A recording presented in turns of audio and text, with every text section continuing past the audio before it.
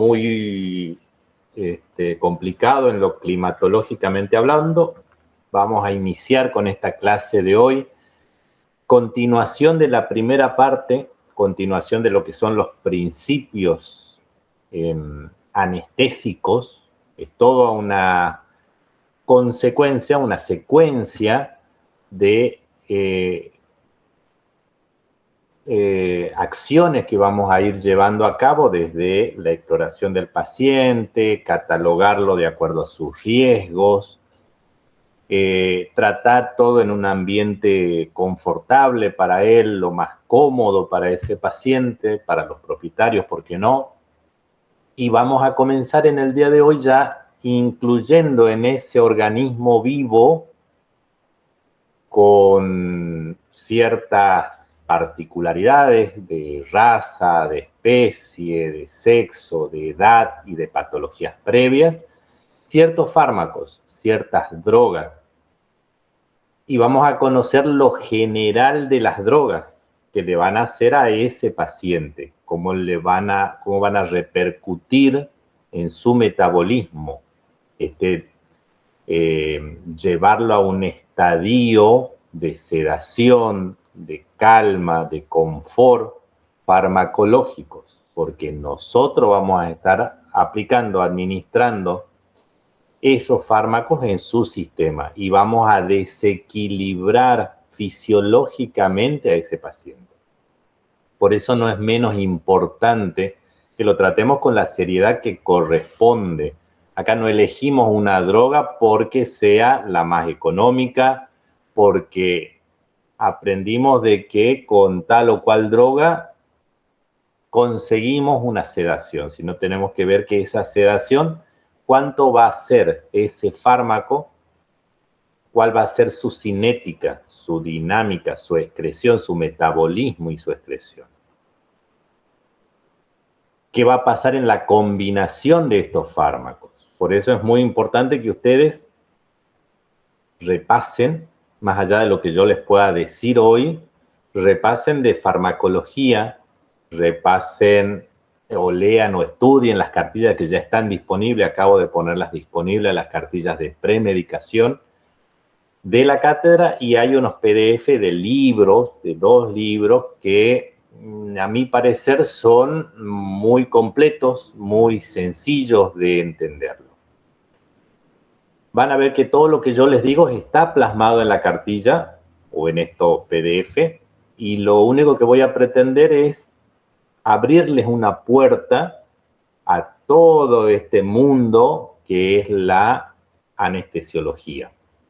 Después, en otras clases, seguiremos viendo lo que es la inducción anestésica, que es la anestesia propiamente dicha.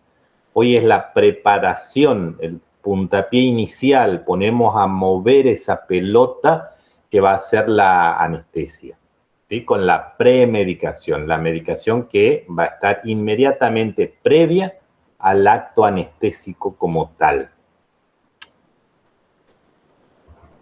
Se lo conoce a esta medicación preanestésica o preanestesia simplemente con las siglas MPA o PM, que son todas aquellas drogas que le vamos a administrar en la antesala de esta anestesia, de esta inducción anestésica.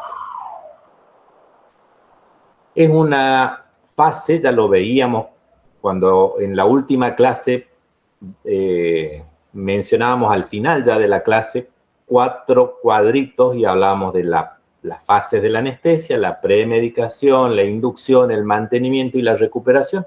Acá estamos en la primera fase, ya terminamos de hacer la exploración, de tomar los parámetros de ese paciente que se tienen que hacer inmediatamente antes de comenzar con esta medicación.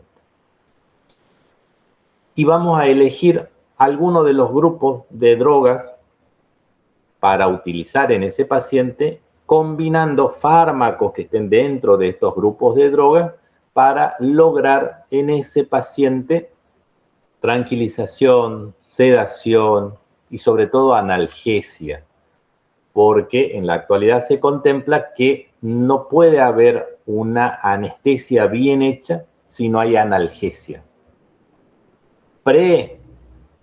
anestésica, intraquirúrgica durante la cirugía, durante la anestesia de la cirugía y en el postoperatorio inmediato, cuando se está despertando, cuando se está recuperando de la anestesia, pero también cuando tiene que ir a internación o tiene que ir al domicilio.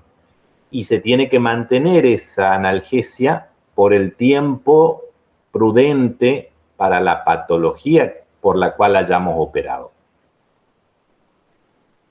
¿Cuáles van a ser los objetivos de esa premedicación, de esa preanestesia? Darle analgesia, ya lo dijimos, manejar pacientes a veces indóciles, a veces agresivos, o simplemente nerviosos, o simplemente temerosos, o simplemente pacientes que están eufóricos, que están hiperactivos por el estrés que están sufriendo al momento de recibir o de entrar a ese ambiente hospitalario, médico, que es una veterinaria, que es una clínica. Este estrés perioperatorio, o sea, antes, durante y después inclusive de la anestesia, de la cirugía, tiene que ser controlado. Y la mejor forma de controlarlo es a veces con neuroleptoanalgesia, ya lo vamos a ver qué es lo que significa, tranquilización o sedación. Es un complemento para la técnica anestésica o para anestesias, entre comillas, locorregionales, que son anestesias que van a desensibilizar una determinada porción del cuerpo. De ahí lo de locorregional. En realidad el término sería regional o local. Nosotros para fusionar a los dos damos el término locorregional. ¿Por qué como un complemento? Porque en muchos casos son cirugías menores y haciendo una buena analgesia o una buena anestesia local, podemos hacer con el paciente, con una sedación profunda, un determinado procedimiento, sin que sea una anestesia general. Al dar esta medicación preanestésica, nuestros anestésicos, nuestros agentes inductores, como es el nombre correcto, van a estar suministrados en menor cuantía. Le tengo que dar menos anestésicos si mi premedicación fue eficiente, fue efectiva. Entonces yo lo que gasto en una buena premedicación me ahorro durante la inducción o durante el mantenimiento. Y voy a promover, voy a lograr o voy a pretender al menos tener una recuperación más corta, más suave, más cómoda para ese paciente. Se despierta más tranquilo ese paciente. ¿Por qué vía vamos a administrar la premedicación? Va a depender del paciente, va a depender de la circunstancia que esté gobernando a ese paciente. Por ejemplo, vamos a mis ejemplos con la única finalidad de que ustedes lo entiendan, logren asimilarlo un poquito mejor. Un paciente que fue atropellado, le fracturaron la pierna, el fémur, y yo lo tengo que llevar, una vez que ya está estabilizado, a una cirugía. Se llama osteosíntesis. Esa cirugía para tratar de alinear y estabilizar el hueso, en este caso el fémur, que se rompió. Para estabilizarlo a ese paciente, el colega, el clínico, o a veces yo mismo, tuve que haberle colocado un catéter en una vena periférica y a veces, no siempre, a través del mismo catéter hago una toma de muestra de sangre para tener un panorama de cómo está ese paciente. A veces punzo otra vena y saco sangre, pero a veces utilizo el mismo catéter al momento de colocar ese catéter. Habré transfundido alguna droga, algún analgésico, algún alguna solución para hidratar a ese paciente, a lo mejor para sacarlo del shock. Y ese paciente después lo voy a someter a la intervención quirúrgica.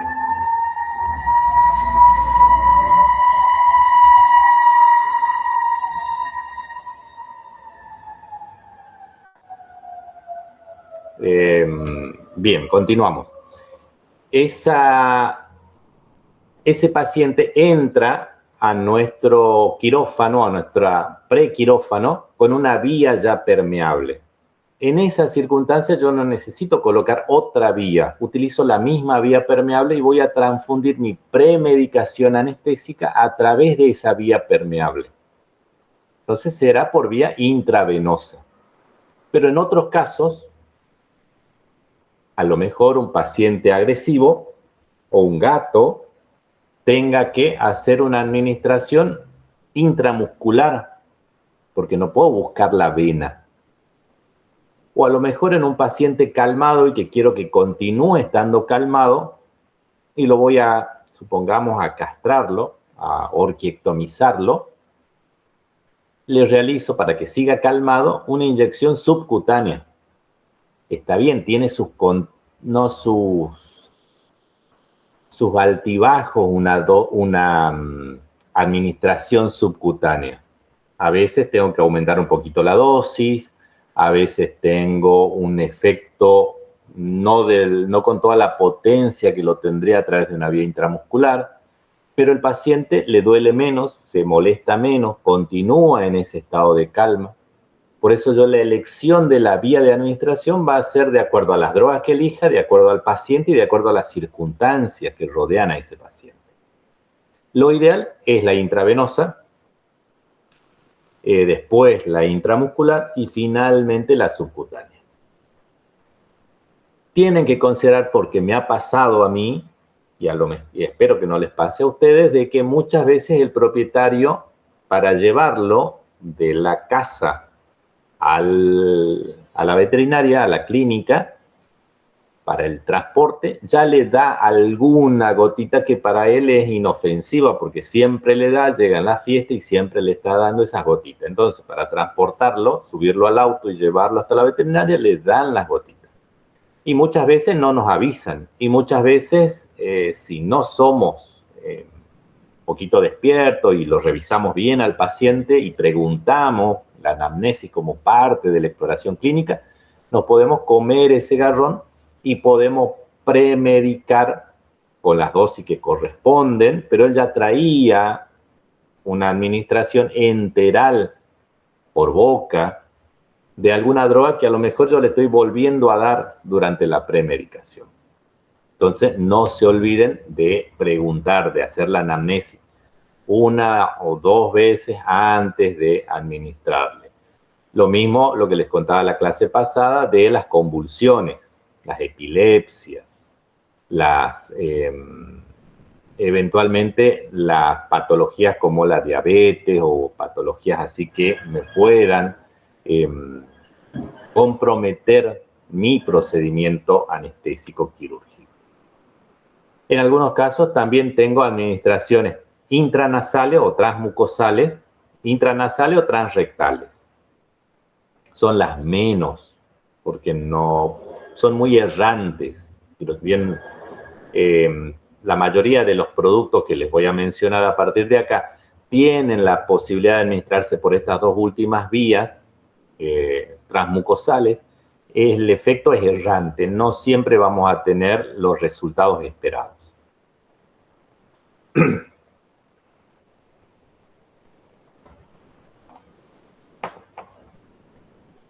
Bueno, acá más de lo mismo.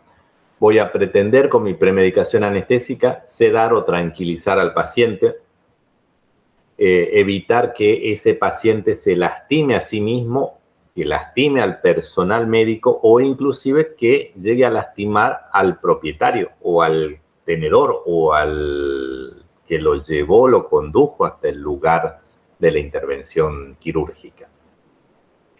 Y si hablamos de grandes animales, muchas veces necesitamos buenas premedicaciones, porque si a un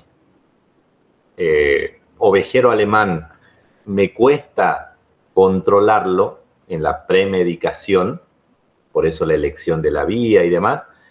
Un equino de 600 kilos es incontrolable directamente.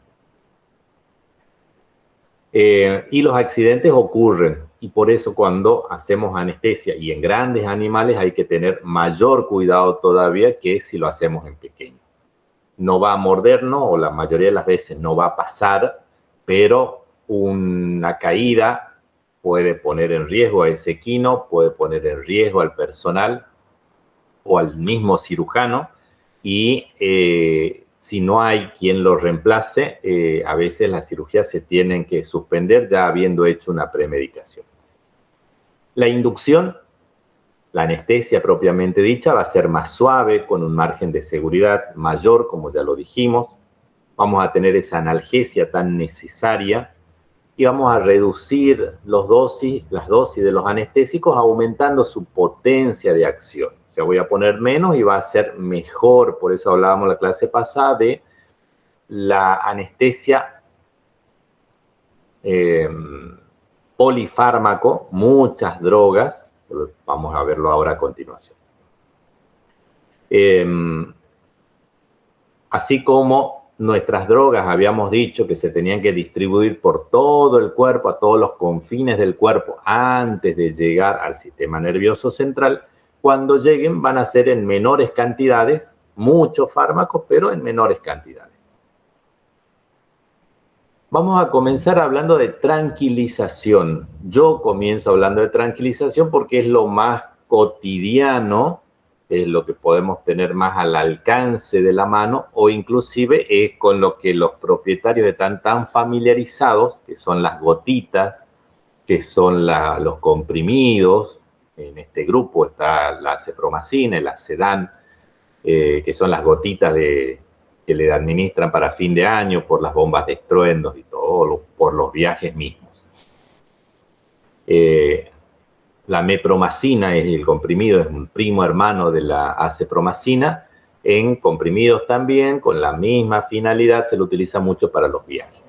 ¿Qué va a dar un tranquilizante? Así en términos generales, me va a dar un estado de quietud y calma.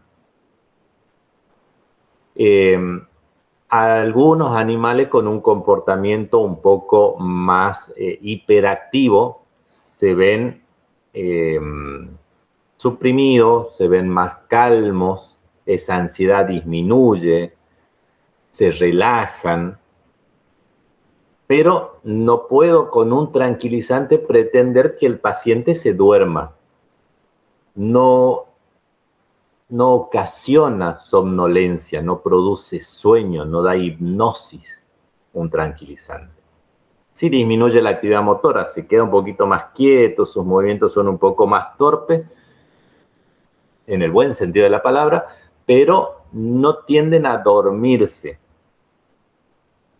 Produce una relajación muscular muy leve y tampoco es analgésico. No hay pérdida de la conciencia, no hay sueño, hay un estado de calma y quietud, disminuye la ansiedad, hay una indiferencia por el medio, pero el paciente está atento y está todavía, hasta que hace efecto por completo la tranquilización, está vinculado con su propietario o quien lo condujo hasta la clínica. Tiene una relajación muscular moderada, mínima, pero no hay analgesia.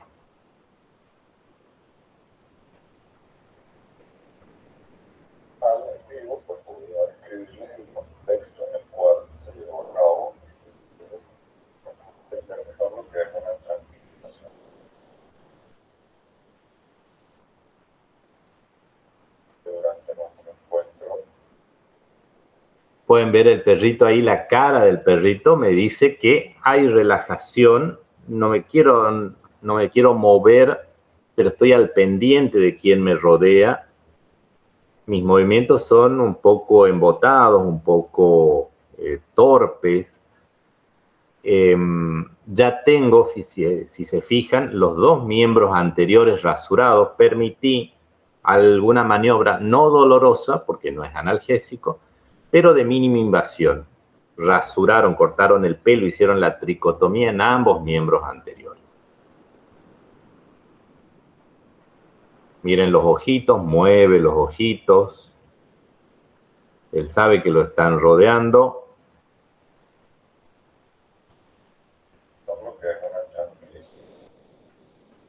Está pesada su cabeza, su cuerpo está un poco más, más pesado, con menores alertas. Está más calmo. Durante nuestro encuentro formal, antiguo, pues voy a describir el contexto en el cual se llevó a cabo y vamos a entender mejor lo que es una tranquilización. Bien, dentro de esta tranquilización tenemos dos grandes grupos. Por un lado, los tranquilizantes mayores, ya alguno de ellos les hablé, como era la acepromacina. La acepromacina es una fenotiacina. Y dentro del otro grupo, también tranquilizantes mayores, tenemos a las butirofenonas. Y tenemos el otro grupo de tranquilizantes que son los tranquilizantes menores, representados por las benzodiazepinas. Dentro de este grupo de las benzodiazepinas tenemos nuevamente dos representantes, el diazepam y el midazolam. Son primos el diazepam con el midazolam. Hacen casi lo mismo, pero uno es de perfil más bajo, necesito menos dosis, es más potente, sus efectos dañinos, malos, perversos son un poquito menores y de por sí pertenecen al grupo de tranquilizantes menores.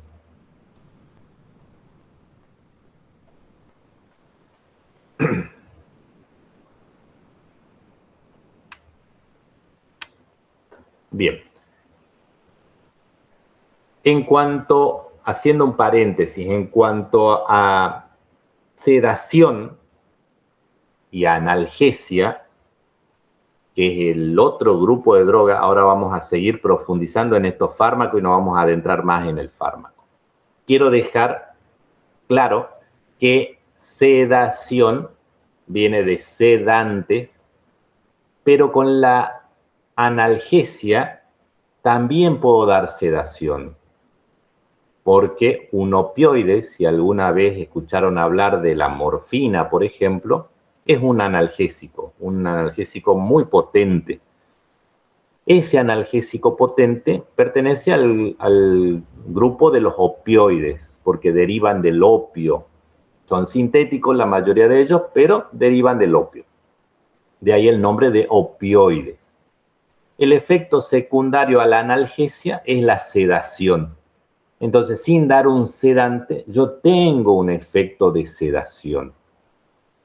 A diferencia del grupo de sedantes, donde va a estar la silacina, la medetomidina, la dexmedetomidina, que ellos principalmente son sedantes, pero también tienen un efecto analgésico.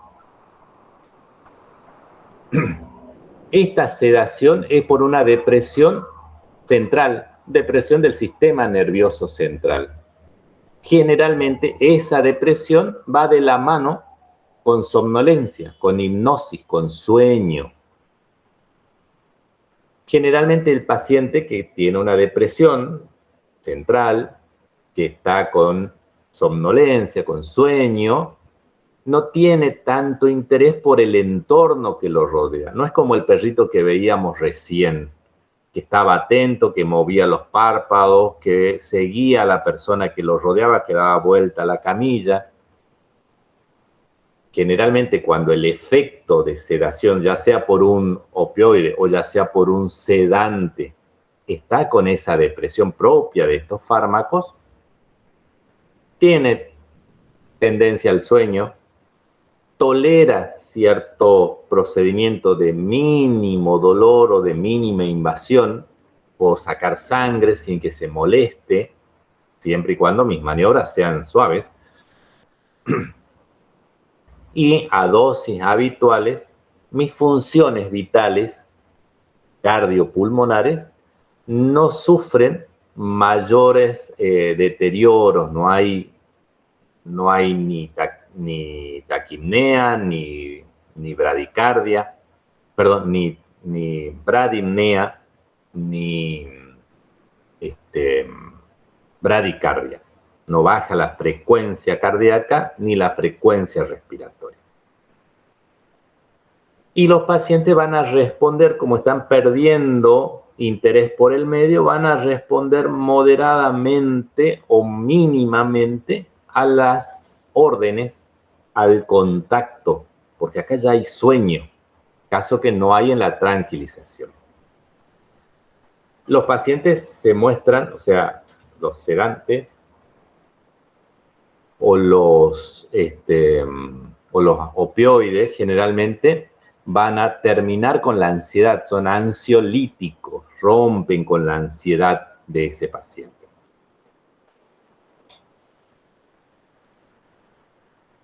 Fíjense en un paciente que está sedado con un sedante, no con un opioide, con un sedante. Fíjense en cómo se comporta, a diferencia del caso anterior, que era una tranquilización.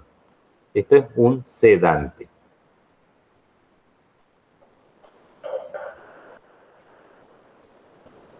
Tiene sueño. Pide que lo dejen dormir. Lo vence el sueño.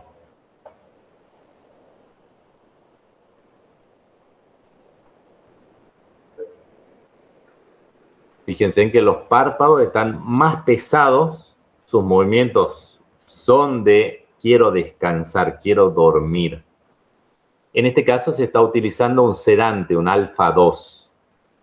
Puede ser cualquiera de estos que les acabo de mencionar, silacina, medetomidina, dexmedetomidina.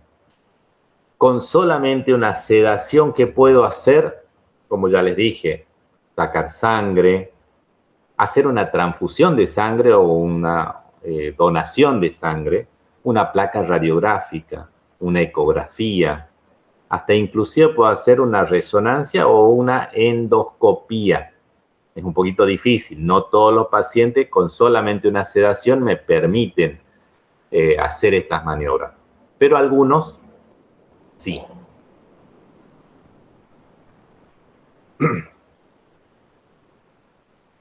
Hay algunos sedantes que tienen efectos analgésicos y hay algunos opioides, analgésicos opioides que me dan un efecto sedante. Eso quiero que quede claro. Van a producir sueño, van a producir una relajación muscular y van a dar una analgesia y vamos a ver ya de qué tipo de analgesia estamos hablando. Son útiles en procedimientos no muy dolorosos, cortos, y los alfa-2 pueden ser revertidos. Ya lo vamos a ver con qué. Puedo darle otra medicación que revierte, antagoniza por completo los efectos de estos sedantes. Siempre hablando de ambientes tranquilos. No puedo pretender hacer un sedante y estar en un ambiente con mucho ruido, con otros perros que estén ladrando, que se esté despertando otro perro de una anestesia y que esté delirando, que esté aullando. Yo no puedo estar gritando. El ambiente tiene que ser un ambiente confortable, tranquilo, sedado, calmo, quiero decir.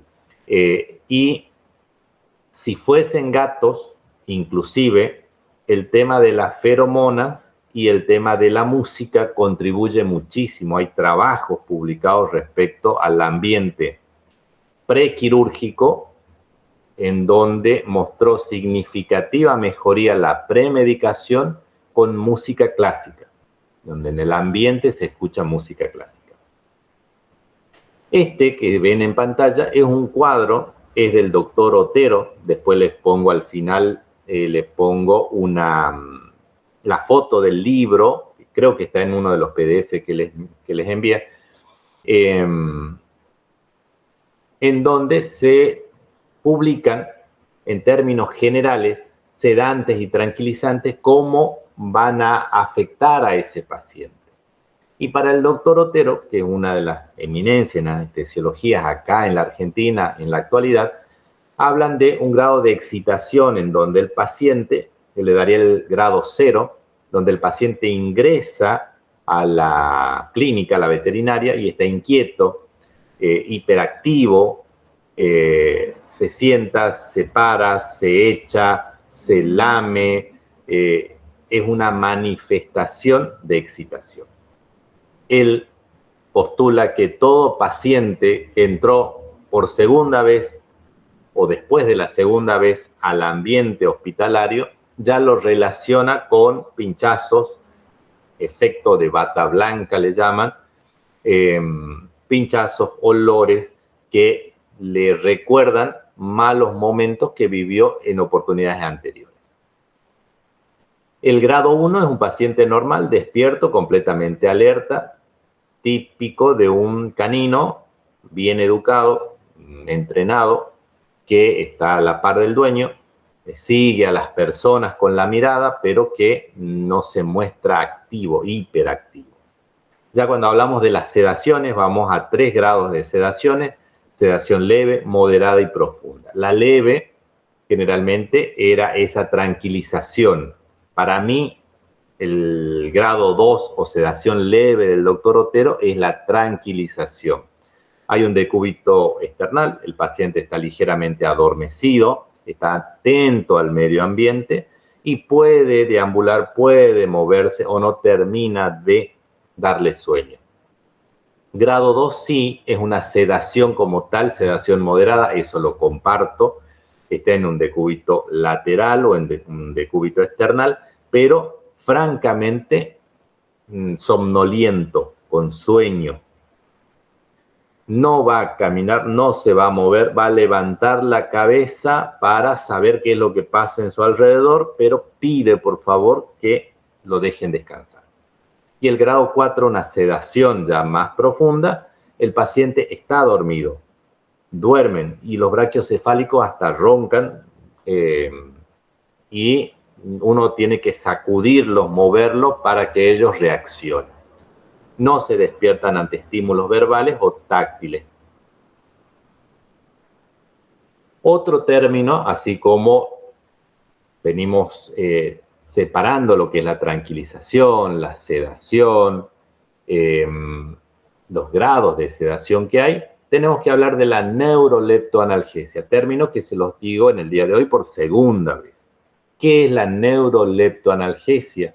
Es utilizar alguno de estos analgésicos opioides que les mencionaba con un neuroléptico, algo que deprima la conciencia. Y ya mencionamos cuáles eran: los tranquilizantes mayores, los tranquilizantes menores, los sedantes y para la analgesia, los opioides. Van a brindar en esa combinación de fármacos, donde ya vamos a incluir 2 o 3 grupos de drogas, una analgesia, un sedante o un tranquilizante. Vamos a suprimir de ese modo dolor, hiperactividad, conducta cotidiana, la actividad motora porque van a estar más quietos, algunos reflejos se van a ir perdiendo o deprimiendo y va a tener una indiferencia, dependiendo cuáles sean las drogas utilizadas, por el medio, algunas en mayor medida y otras en menor medida. Y esta neuroleptoanalgesia podría ser un diazepam con un tramadol, que es un opioide, o un fentanilo, que es otro opioide, o una cepromacina con un fentanilo, o una medetomidina, que era un alfa-2, con un tramadol, con una nalufina, con un butorfanol, todos estos últimos analgésicos opioides. Entonces, tranquilizantes mayores, más tranquilizantes menores, más opioides, cualquiera de ellos, tengo una neuroleptoanalgesia. Los sedantes, los alfa-2, con un opioide, también me dan una neuroleptoanalgesia. Les había mencionado que habían grupos, ya algunos de ellos los vimos, tranquilizantes. Dijimos que habían mayores y menores. Los menores, las benzodiazepinas, diazepam y midazolam. Los tranquilizantes mayores, habían dos grupos, la butirofenona y la fenotiazina. En Argentina, en nuestro medio, no hay butirofenona, difícil de conseguirla, la podríamos traer del extranjero. Nos quedamos con la fenotiazina, maleato de acepromacina. Otro grupo de drogas que no sean los tranquilizantes son los sedantes. Ya les hablé de los alfa-2, sedantes alfa-2 agonistas. Y les mencioné la silacina, medetomidina y dexmedetomidina. De este último grupo de sedantes, hay para el canal veterinario, hay laboratorios que fabrican para veterinarios. Los tranquilizantes también, tanto mayores como menores, hay laboratorios que producen este tipo de drogas para el canal veterinario. Antagonistas también me pueden dar una sedación, pero esto es básicamente un agente inductor que a unas dosis muy bajitas me pueden ayudar brindando una sedación. Y estoy hablando de la ketamina. Pertenecen al grupo de N-metil de aspartato, que son las siglas en inglés, NMDA. La ketamina es un agente inductor, induce a la anestesia, pero a unas dosis muy bajitas me puede dar analgesia y sedación. Analgesia de tipo somática. Ya empezamos a familiarizarnos con el término somático, o sea, analgesia músculo-esquelética, no visceral, que es la otra analgesia. Y después están los opioides como analgésicos, pero también están los AINES.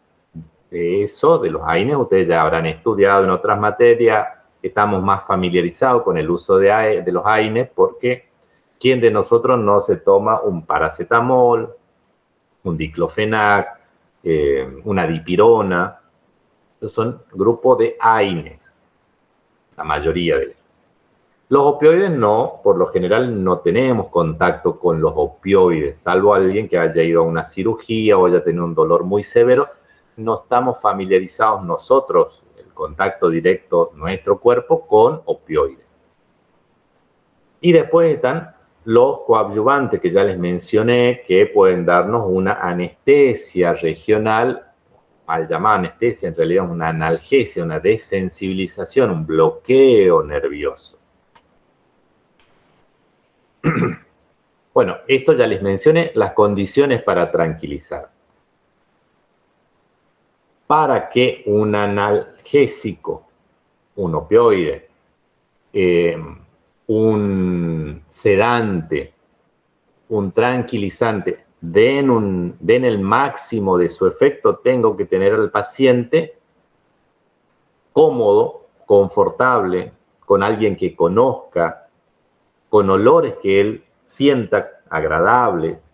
Por eso es que le pedimos a los propietarios el día de la cirugía que vayan con una manta o con una toalla que haya estado usando esa mascota, ese paciente. Que el propietario se quede hasta que hagan efecto estos sedantes, tranquilizantes, y recién después que lo abandone a su mascota.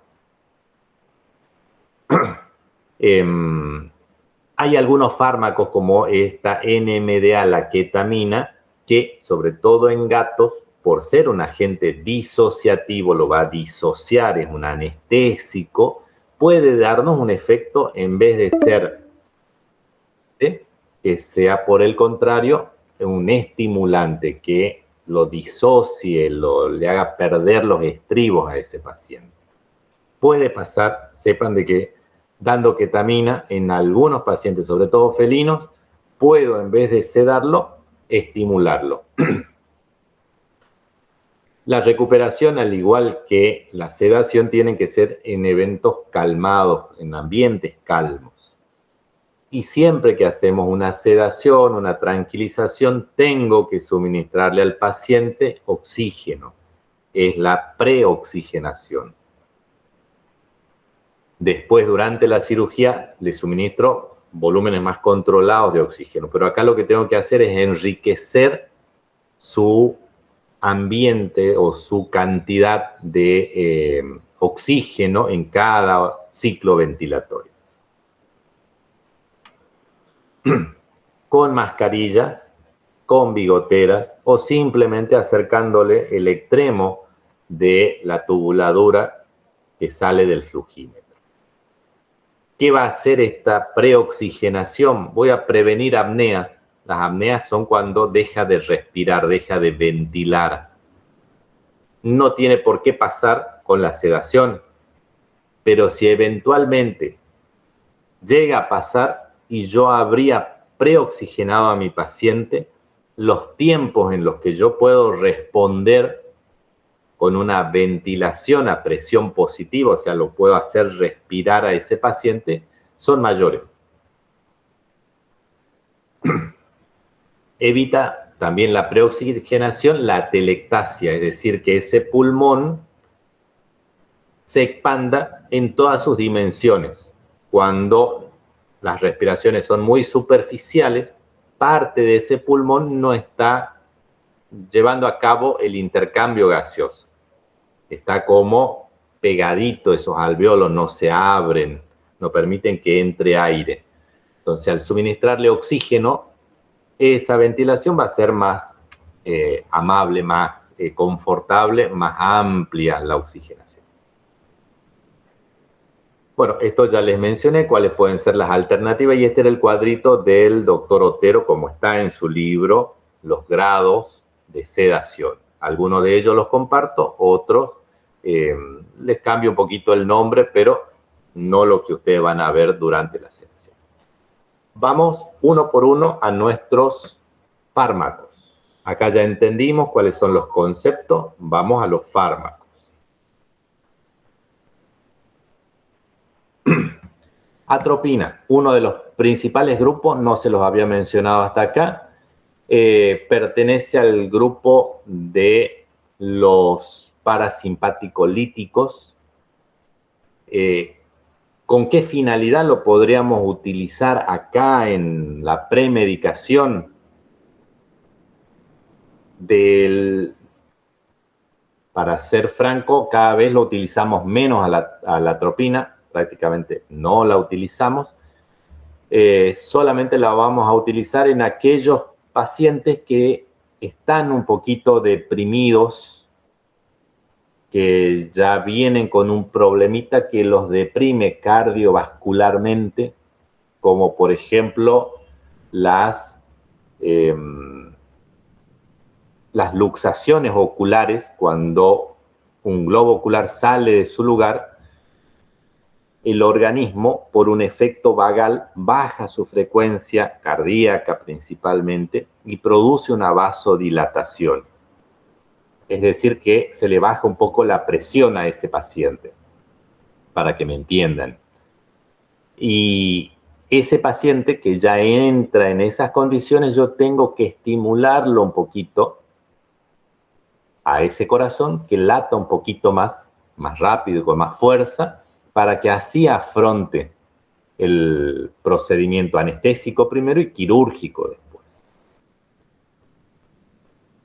En pacientes donde yo vaya a llevar a cabo no solo una cirugía ocular, puede ser una cirugía vascular, en donde yo necesito que ese paciente tenga un comportamiento cardiovascular eficiente, al extremo eficiente.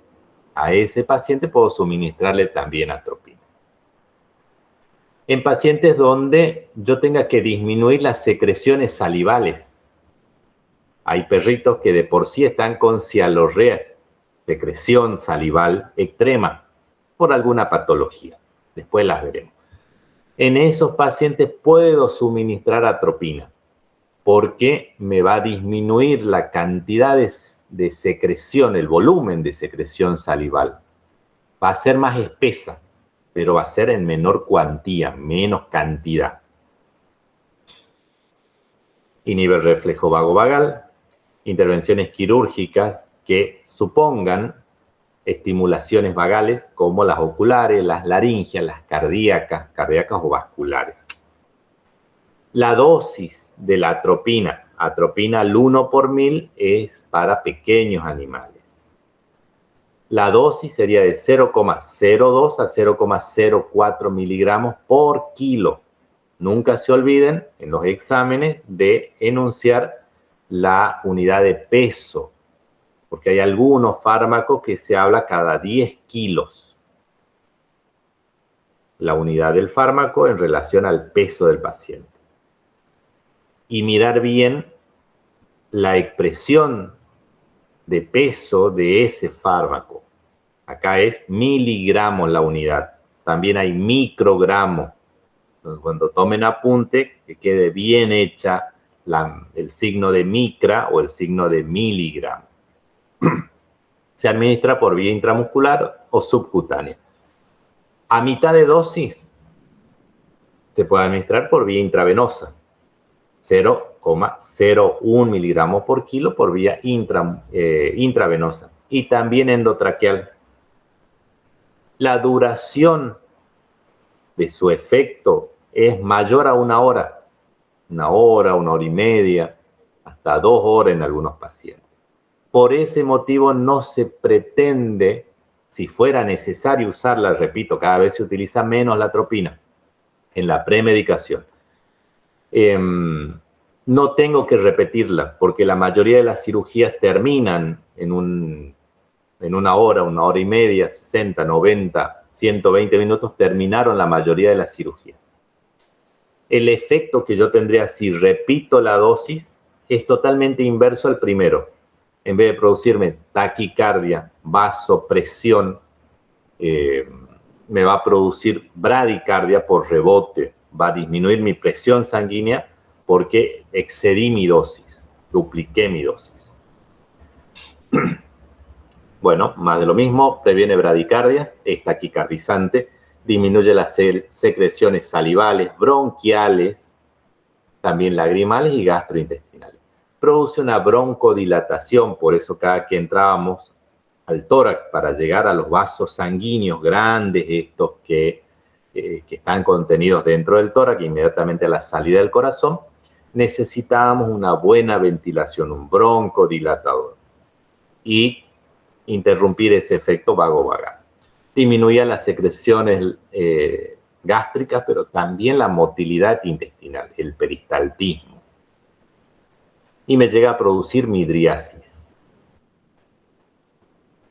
Un pariente muy cercano a la atropina es el glicopirrolato. El glicopirrolato, lamentablemente, no es muy común encontrarlos en nuestra farmacopea argentina. No hay laboratorios que produzcan glicopirrolato. Y los laboratorios que deberían producirlo a veces discontinúan su producción por meses hasta que vuelve de nuevo a aparecer. Generalmente se trae del extranjero. El glicopirrolato tiene muchos mejores efectos, es un antagonista también muscarínico sintético, produce taquicardia, es taquicardizante, es antiarritmogénico, evita las arritmias cardíacas que a veces se dan durante la anestesia en pacientes cardiópatas, dura mucho más, dura hasta 4 a 6 horas, no atraviesa la barrera hematoencefálica ni placentaria. Sería eventualmente una alternativa en los casos donde yo pueda o deba administrar, cuando hay cachorros vivos, un agente de esta naturaleza. Tiene pocos efectos sobre el sistema nervioso central, no altera el diámetro pupilar, produce menos taquicardia que la atropina, también reduce, al igual que la atropina, la motilidad gastrointestinal y las secreciones gastrointestinales, y la dosis es igual que la dosis endovenosa o endotraqueal de la atropina, 0,01 a lo sumo 0,02. Siempre que nosotros le demos una dosis, siempre contemplamos usar la dosis mínima necesaria, porque generalmente no hacemos una sola droga, la estamos combinando con otra droga. Si fuéramos a hacerla exclusivamente solita esa droga, sí podríamos hacerla a dosis mayores, pero por lo general siempre, por la convención, nosotros usamos siempre las dosis mínimas. Acepromacina, lo habíamos mencionado como un tranquilizante y dentro de los tranquilizantes era un tranquilizante mayor.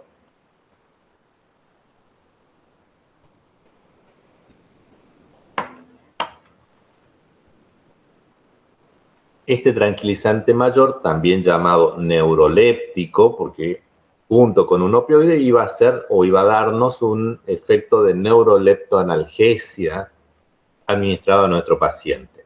Actúa el Asedan, la acepromacina.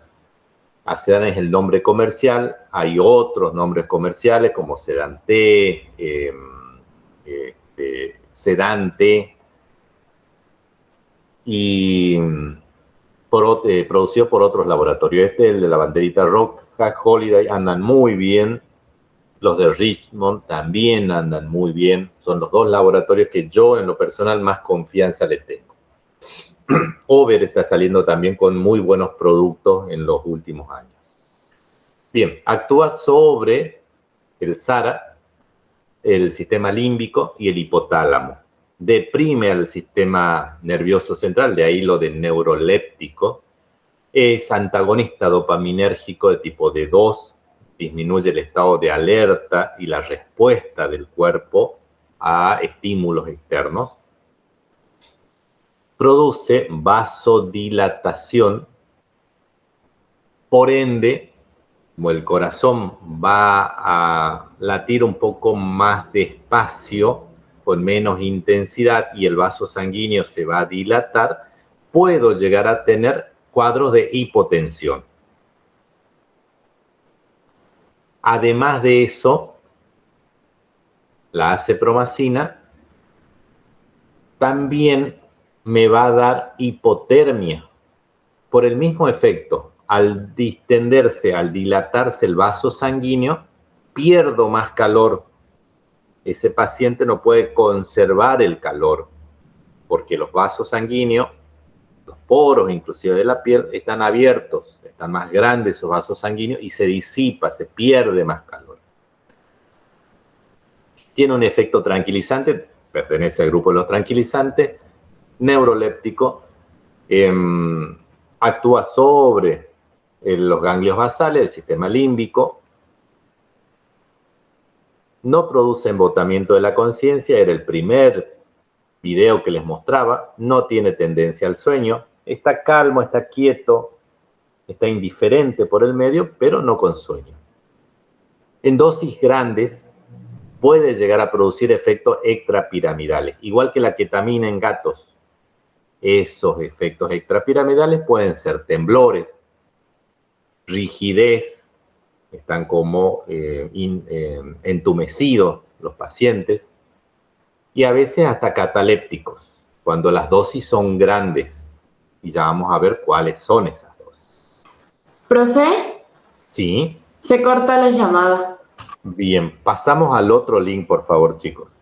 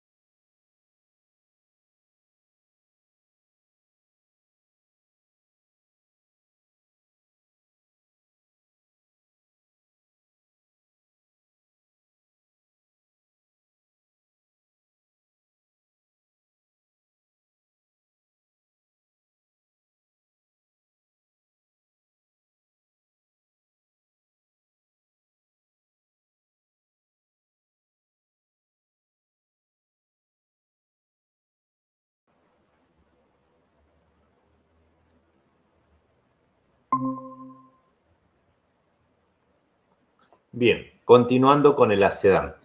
Decíamos que también el Acedán iba a actuar sobre el centro del vómito. Entonces íbamos a tener esa expresión. Muchas veces la dosis depende el efecto de intumescencia del paciente, efecto extrapiramidal, el efecto del vómito, la ansiedad misma del paciente también puede expresarse con un vómito. No necesariamente es por el fármaco. Hay muchos pacientes que están tan nerviosos, llegan al consultorio tan nerviosos, tan excitados, jadeando y vomitan antes que nosotros le hagamos la acepromacina o la tranquilización. No es analgésica la acepromacina, sí relajante muscular, pero no tanto como los sedantes. Ligera relajación.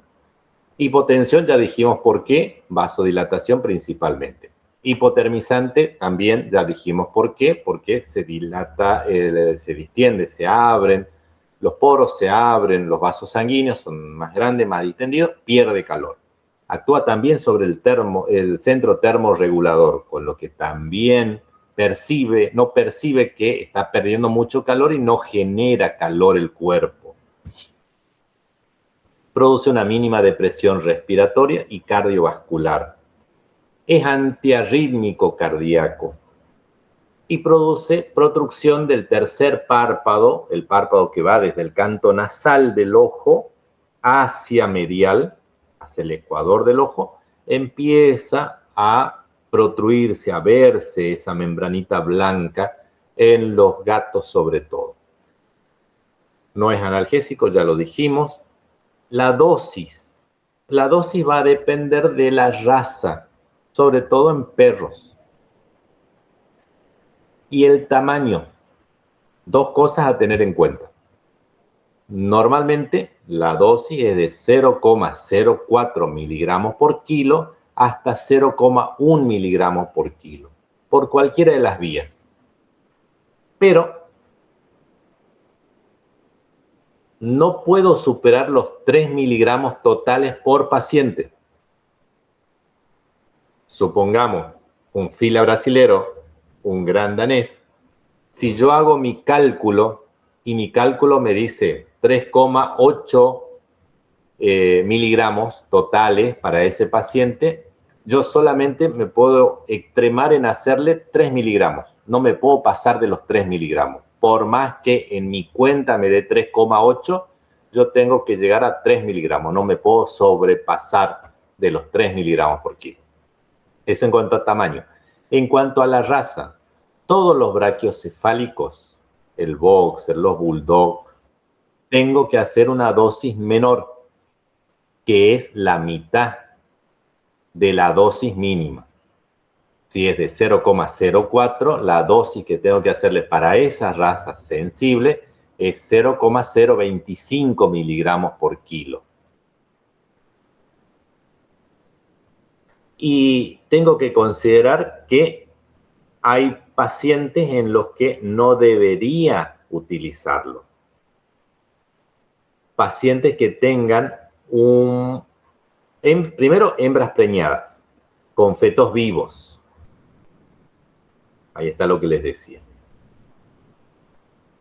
Pacientes que estén choqueados, que de por sí tengan hipotensión, que ya vengan en un cuadro de hipotensión, que es lo que caracteriza al shock. Pacientes que estén deshidratados, que no se hayan estabilizado bien, los atropellaron, vienen choqueados con hemorragia severa, ese paciente no es candidato para que yo lo tranquilice con una acepromacina. Perros viejos, ¿Profe? gerontes.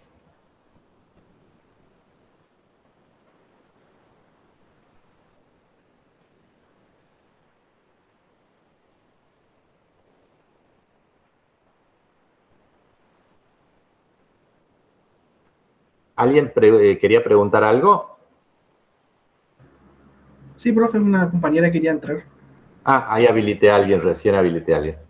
No sé si hay Gracias. alguien más. A ver, me fijo. Ahí estamos. Bien. Hembras preñadas, porque atraviesa la barrera placentaria, deprime a los fetos. Es muy difícil que se metabolice en el feto. En el adulto se puede metabolizar un par de horas adecuadamente tratado, se metaboliza la cepromacina, pero en los fetos no. Entonces, si yo hago una cesárea, es muy probable que deprima demasiado a los fetos y muchas veces no maman, no ventilan bien y terminan muriendo como efecto de la fenotiacina. Contraindicado en hembras preñadas. Animales deshidratados, choqueados, gerontes. La dosis en todos estos animales brachiocefálicos, los bulldog, los pug, los boxer, 0,025 miligramos por kilo. Los grandes, fila y gran danés, no puedo pasarme de los 3 miligramos totales.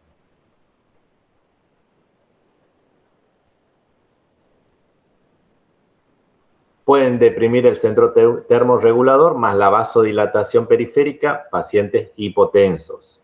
Pueden disminuirme el hematocrito porque así como dilata los vasos sanguíneos periféricos, puede distender los vasos sanguíneos esplénicos del vaso. Entonces tengo una esplenodilatación. El vaso se encharca, se hace grande y puede llegar a capturar más glóbulos rojos en el vaso. Por eso, si yo voy a tener que hacer una esplenectomía, también tendría que considerar no utilizar la cepromacina. Neonatos, animales muy viejos, pacientes con un compromiso hepático renal, veíamos en la diapositiva anterior, tampoco debieran ser candidatos al uso de este fármaco. Cardiópatas.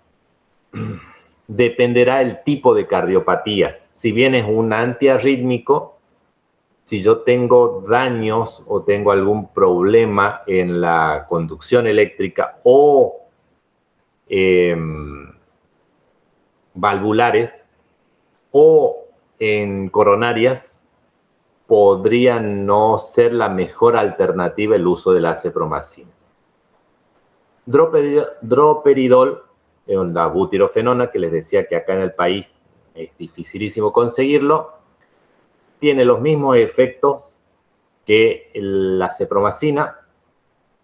Se utilizan en combinación muy efectiva con los opioides a una dosis de 1,5 miligramos por kilo por vía intramuscular o intravenosa, pero es muy difícil de conseguirlo. Por eso no me adentro más en la explicación de este otro tranquilizante mayor. De igual modo, está en la cartilla, está muy bien, pero sepan que no es lo habitual utilizar droperidol. Benzodiazepinas. Dijimos que las benzodiazepinas teníamos dos representantes, diazepam y midazolam. Ahí está el laboratorio Richmond, produce desde hace más de 3 décadas estos productos. Son muy, muy confiables de este laboratorio, lo mismo que Holiday y últimamente que Over.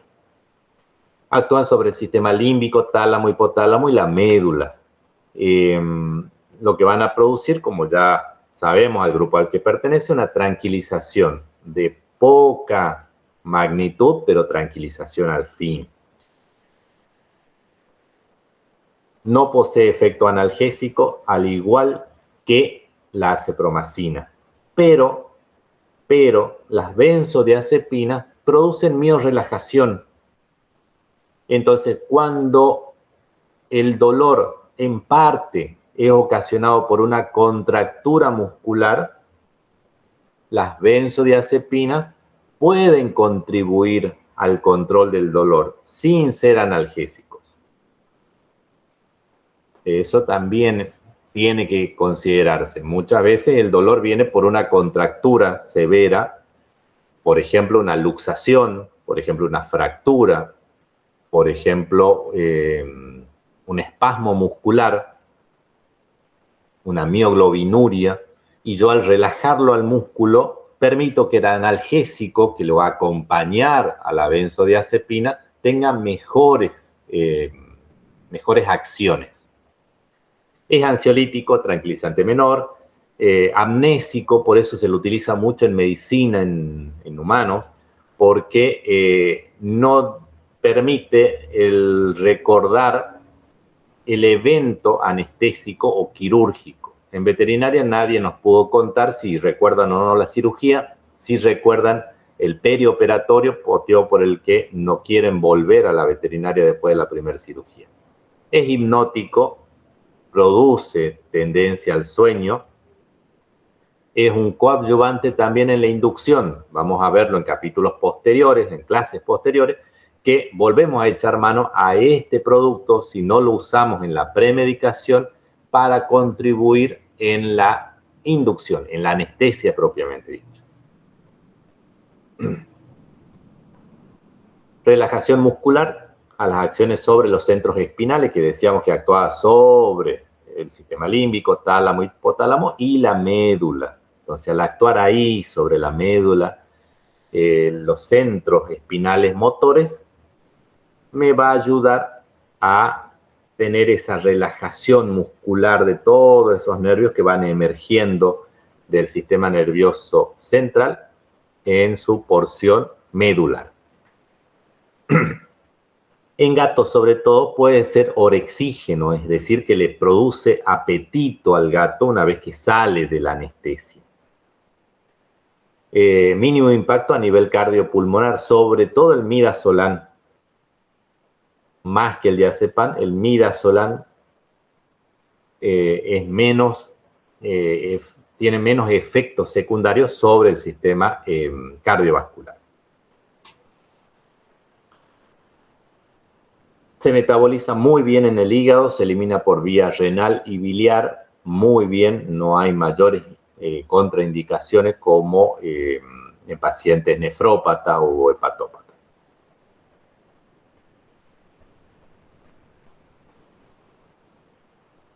El diazepam tiene, así como el midazolam, menor impacto a nivel cardiovascular. El diazepam es muy utilizado en crisis convulsivas, en crisis epilépticas o en convulsiones, en epilepsia, en cuadros de epilepsia, para controlar esas convulsiones.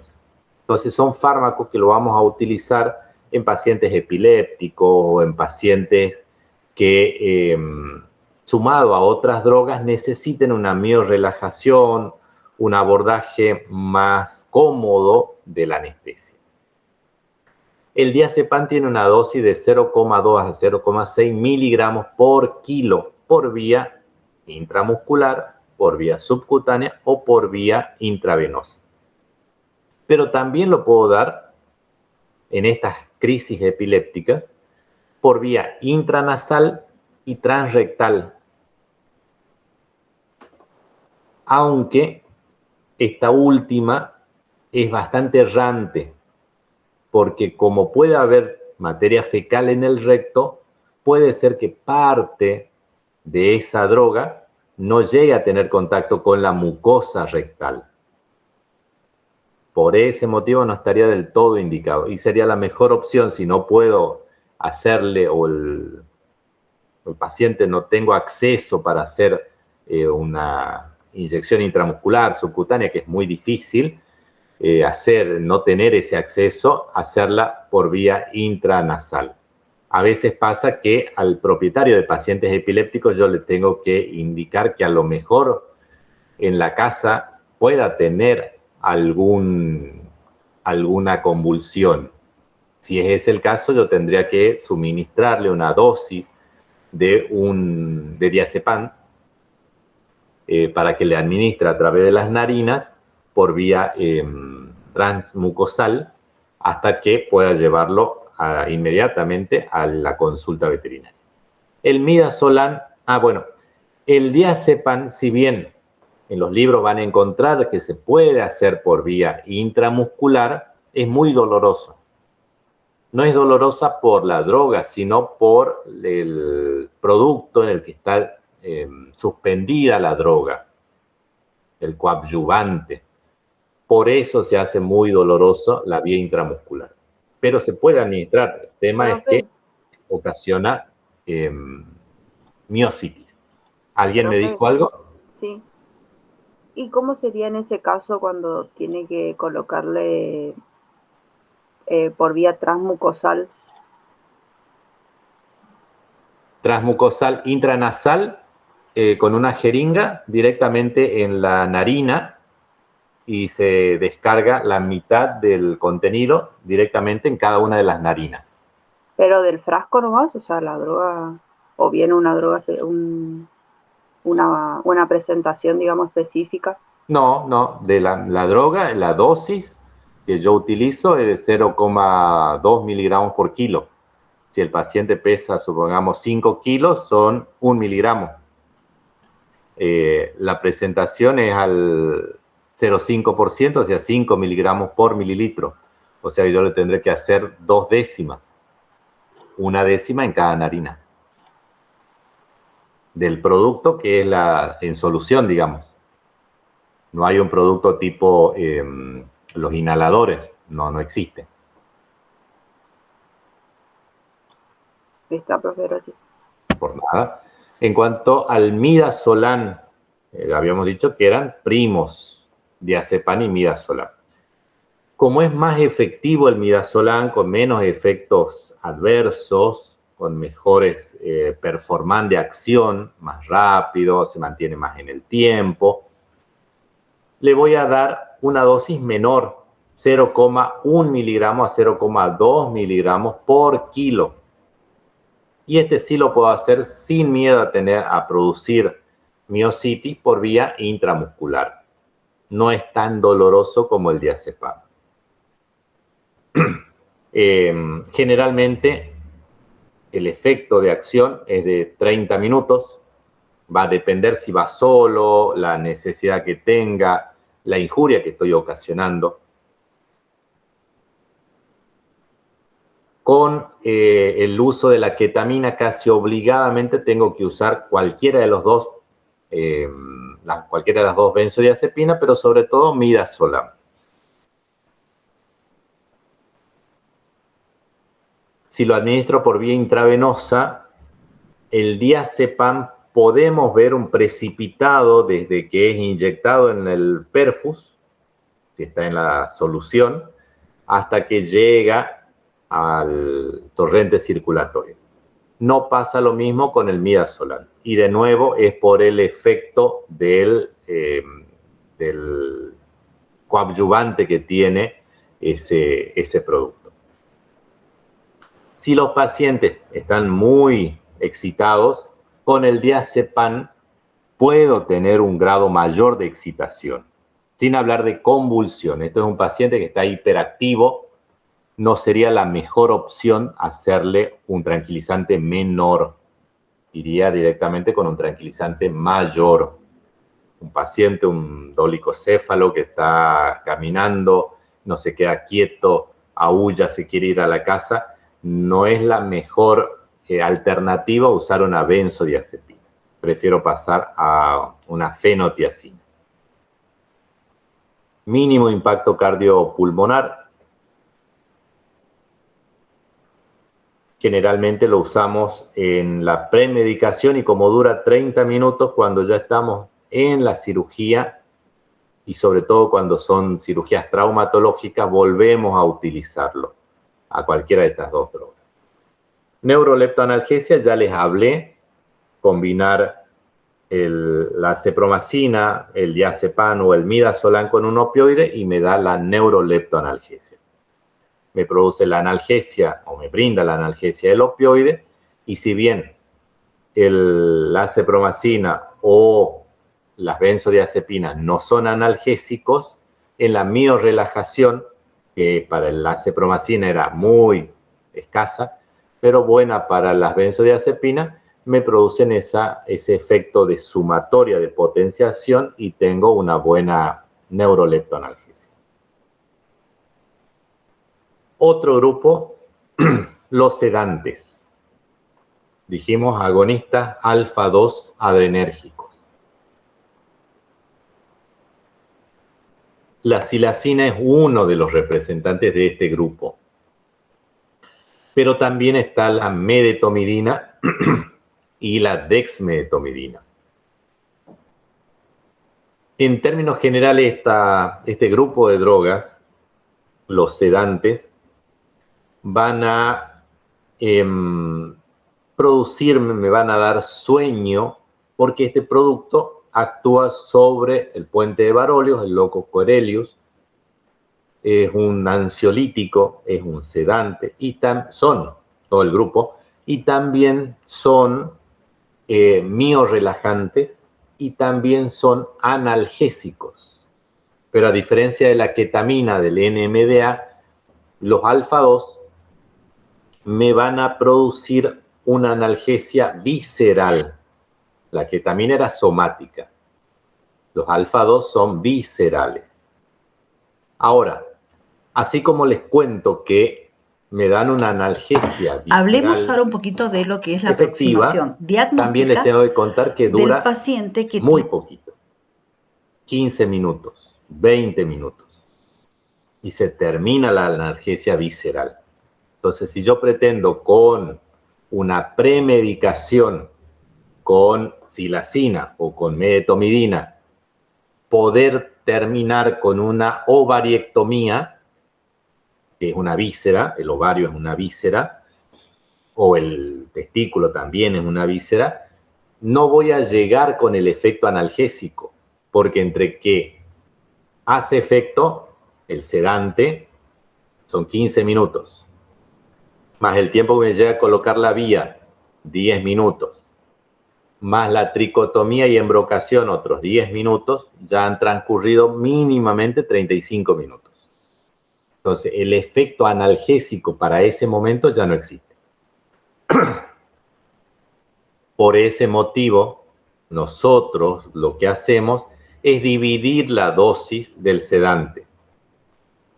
La dosis normal de la silacina va de entre 0,2 a 0,5, para algunos autores hasta 1 miligramo por kilo.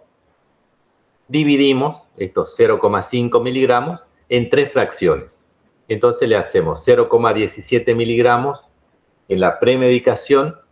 Cuando ya el paciente ingresó a quirófano, hacemos otra fracción. Y cuando estamos traccionando de los ovarios, hacemos la tercera fracción.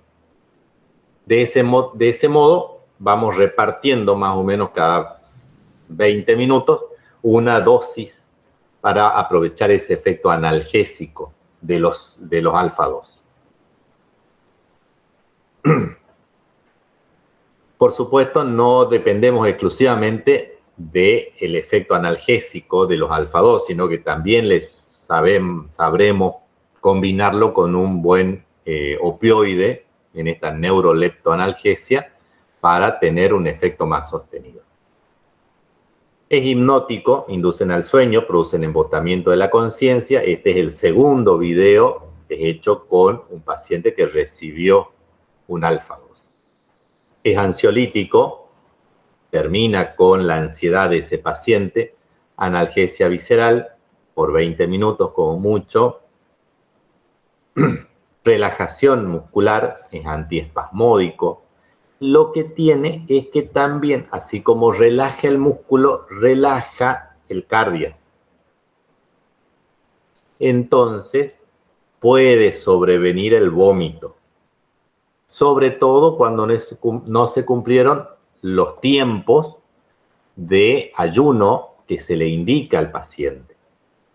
Y sobre todo cuando no hizo el ayuno y es un gato. La mayoría de los gatos, 7 a 8 de cada 10 gatos, terminan vomitando. Y 2 a 3 de los perros terminan vomitando, sobre todo cuando no hicieron el ayuno indicado. Disminución de las secreciones gastrointestinales, pero también disminuye la motilidad intestinal y relaja el cardio. Por eso sobrevienen los vómitos. La dosis, ya les dije, 0,2 a 0,5 miligramos por kilo, en algunos autores, y para el perro llegan hasta 1 miligramo por kilo, y se puede dar en infusiones continuas, así como yo les cuento que nosotros dividimos en 3 porciones el uso de la silacina o la medetomidina. También podemos hacerlo en infusiones continuas, que ya algo le dije la clase pasada, que se le da un poquito, una cantidad muy pequeñita, en forma constante, continua, durante toda la anestesia. Para hacer eso yo tengo que llegar a dosis de 0,1 a 0,25 miligramos por kilo por hora. Yo ahí tengo que estimar cuánto va a tardar mi cirugía, qué tan veloz soy para la cirugía. Calculo en base al tiempo que demanda esa cirugía, 40 minutos, 30 minutos, 1 hora, y puedo dar este producto a esa dosis, 0,1 a 0,25 miligramos por kilo por hora, repartida en 60 minutos. Contraindicaciones: pacientes con disfunción hepática o renal, que no pasaba con otras drogas, el grupo de los tranquilizantes. Acá sí. Estrés severo, golpe de calor, animales deshidratados, neonatos y por ende hembras gestantes, también contraindicado. Afecciones cardiovasculares, tendremos que ver qué tipo de afección cardiovascular, si es de conducción eléctrica o valvulares. No hay depresión respiratoria, va a depender mucho también de la velocidad de inyección.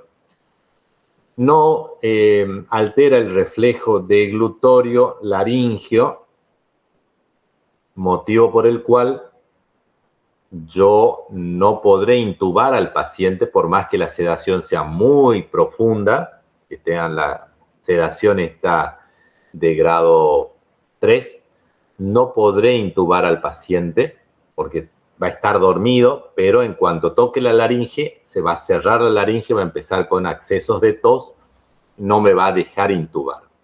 Si solamente pretendo intubarlo porque ya está tan profunda mi sedación y pienso lograr intubarlo, no voy a poder. Es anticonvulsivante la silacina, al igual que los tranquilizantes menores, pero pueden inducir al vómito, ya les conté los porcentajes.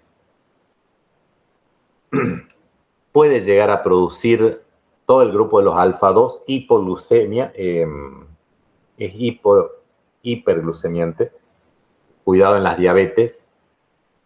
También afecta la termorregulación.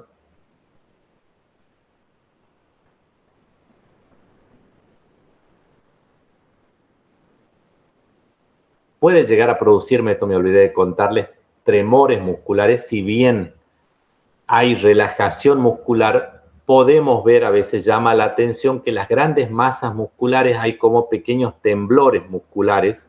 Eso es porque el músculo puede estar fatigado y en la relajación muscular, la relajación no es de toda la masa muscular en forma uniforme.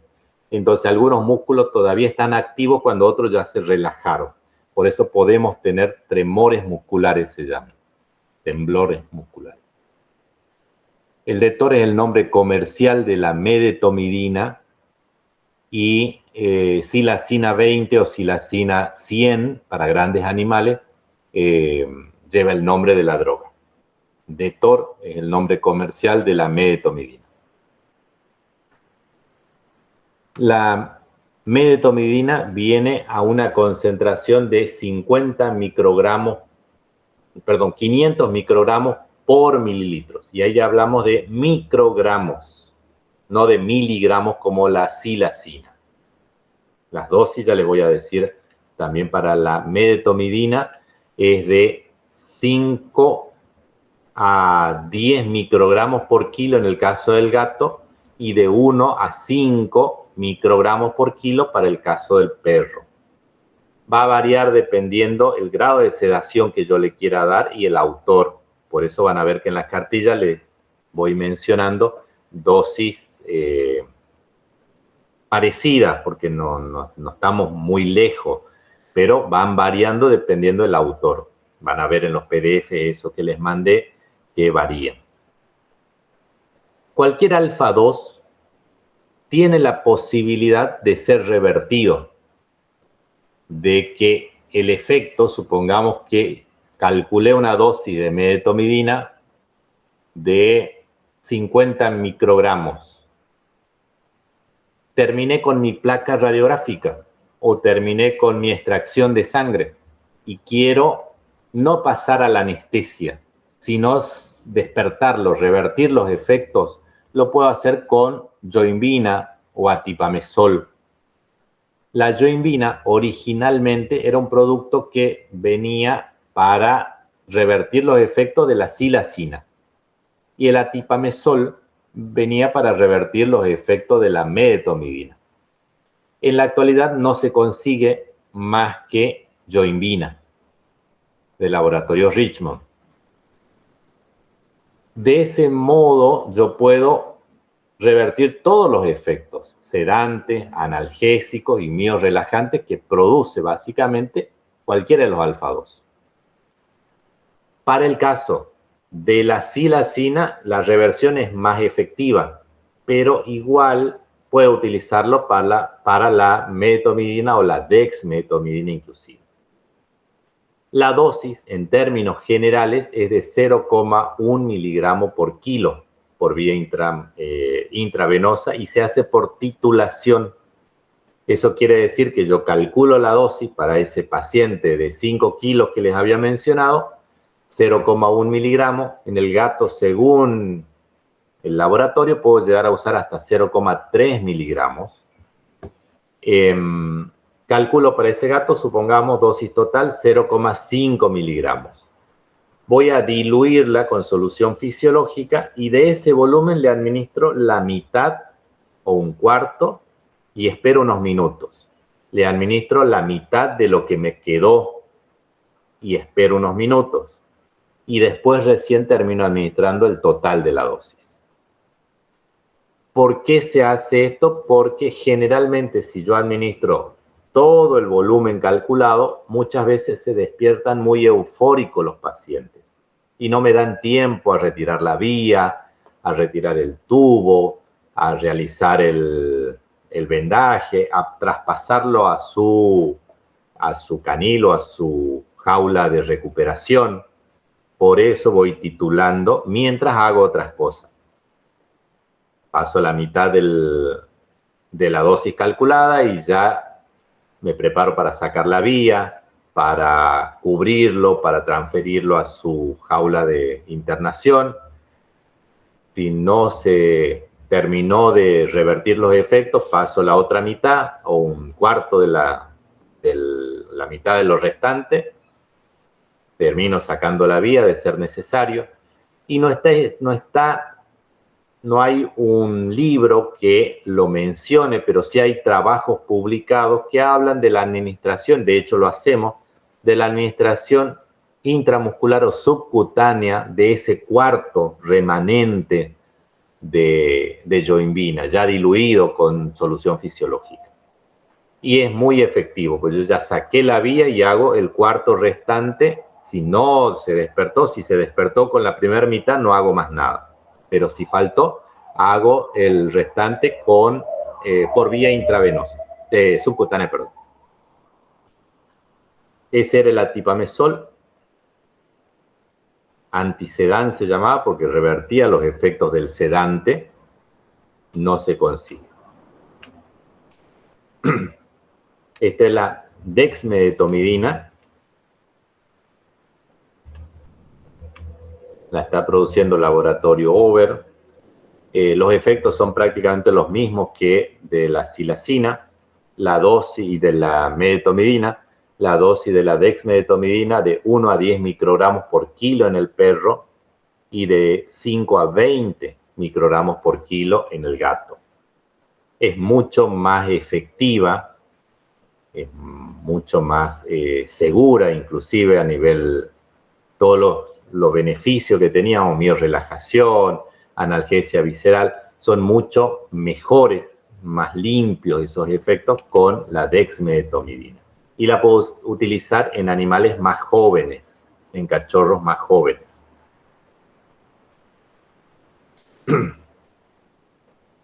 Bien, pasamos al último grupo. Ya vimos los tranquilizantes, vimos los sedantes, vimos los anticolinérgicos que les dije que cada vez se usaban menos, la atropina. El último, el cuarto grupo, los opioides, los narcóticos. Si tenemos que hablar de narcóticos, lo que se nos tiene que venir a la cabeza es analgésicos, opioides, con efectos sedantes.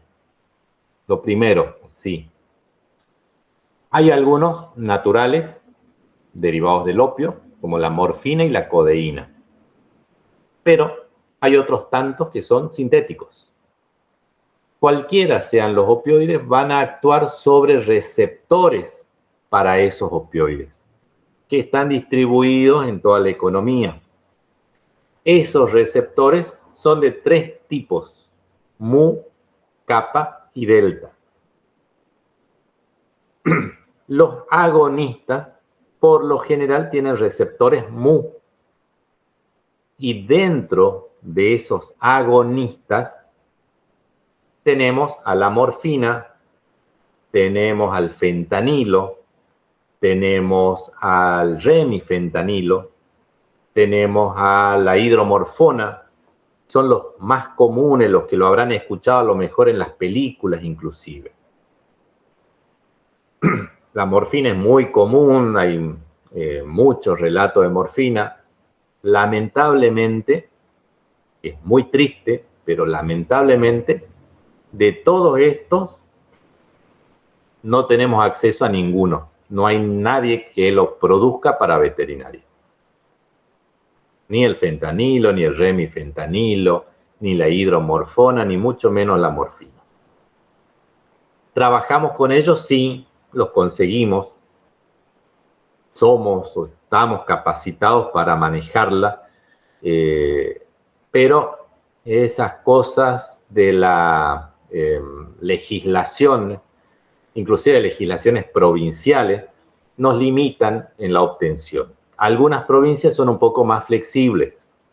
Hay colegas en otras provincias que pueden comprar legalmente alguna de estas drogas, no todas, algunas. Y podemos nosotros comprarles a ellos siempre y cuando tengamos la preparación suficiente que justifique esto. No podemos decir, bueno, yo hago, no sé, por decirle algo, etología y quiero comprar drogas de esta naturaleza. No tiene nada que ver con esa disciplina. Si estamos dentro de la anestesiología, tenemos diplomaturas, especialidades, podemos conseguirlo, sabemos a quién vamos a comprar y nuestro título nos avala para hacer esas compras.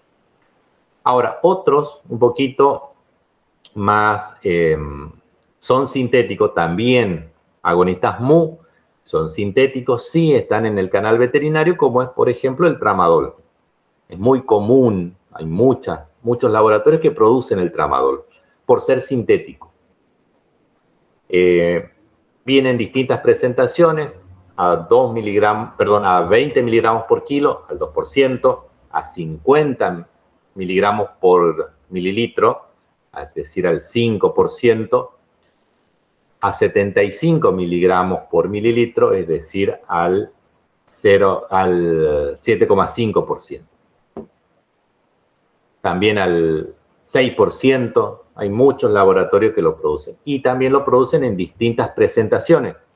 Pueden ser en gotas palatables, para administrarlo por vía enteral, en solución, y también en comprimidos, soluciones sólidas, comprimidos, ranurados inclusive, que nos facilitan el seguimiento de esa analgesia en el postoperatorio de ese paciente.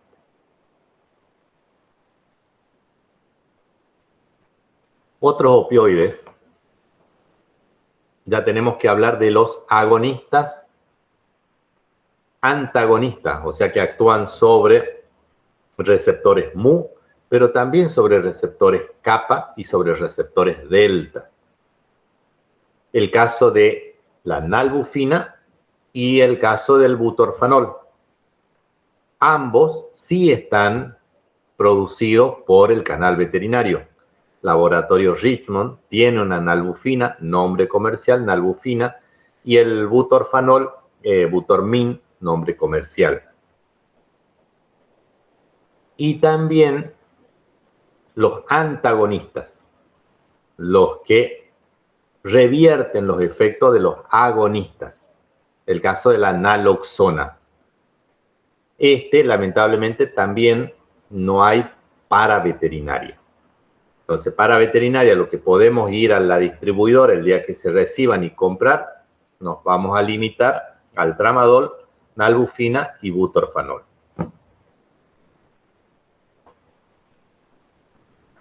El tramadol, habíamos dicho que era un agonista mu, era sintético, central, actuaba a nivel espinal, era un opioide débil, se indica para dolores musculares, articulares,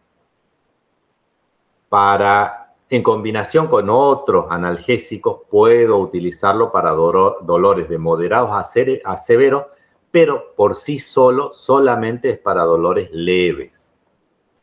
Es más efectivo en gatos que en perros. Tiene al haber una presentación oral, tiene una biodisponibilidad casi inmediata, en un 60% de efectividad en perros y un 100% en gatos. En el gato es mucho más efectivo que en el perro.